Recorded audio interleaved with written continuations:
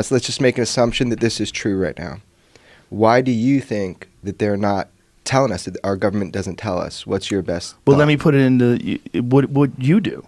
If I'm the president, okay, and I get this information, what do I do with this? What do I do with this? There's something that we don't know.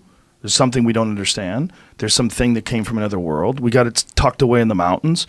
And just wanted you guys to know about it. Hey, sleep tight. Hey, American Idol's on tonight. Who do you think's going to win? Yeah. Who's going to win America's Got Talent? That's not going to happen. So one is uncertainty, and the other one is what Bob and I have talked about a lot. Absolutely not knowing what to tell people because you don't really understand it yourself, even though you've got these... What do you say? If you want to run a government, you want to get people to pay their taxes? But there's something else. Yeah. Because, what do you say? So you have these objects flying with impunity, right? But you have something else. Well, not only that, what can you say?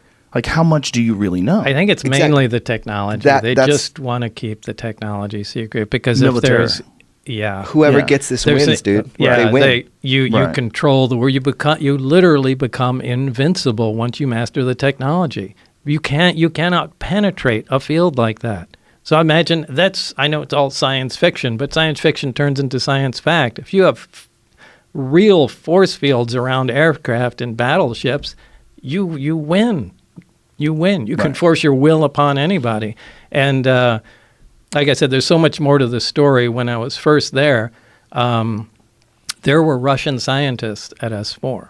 This was early on in the project. So this was before Operation Paperclip became public as well, right? So I would imagine. That was... I don't know what the dates were. Yeah, when was that? When did that... Was that...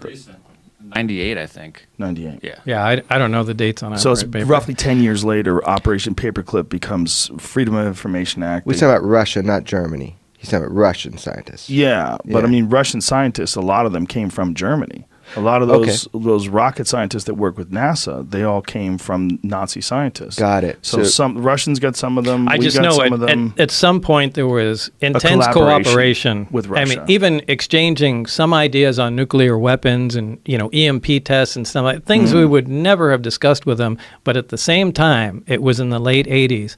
They were involved and actually in the area at S4 with us. So you got to communicate with these guys, or you saw them? No, I knew they were there. Barry would talk about the commies that were there. The commies? Yeah, the commies. And that was back when they were the commies, right? Yeah, it was the Cold they War. were real commies. Isn't that interesting?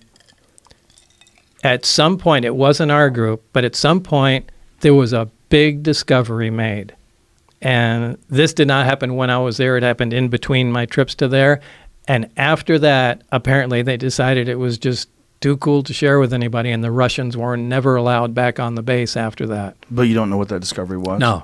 Like I said, it wasn't my group. So one of the other groups really found out something. But in typical American fashion, it was, all right, this is ours. You guys get the hell out of here. Was there any inkling that any other government had something similar? No, nothing that I had heard. See,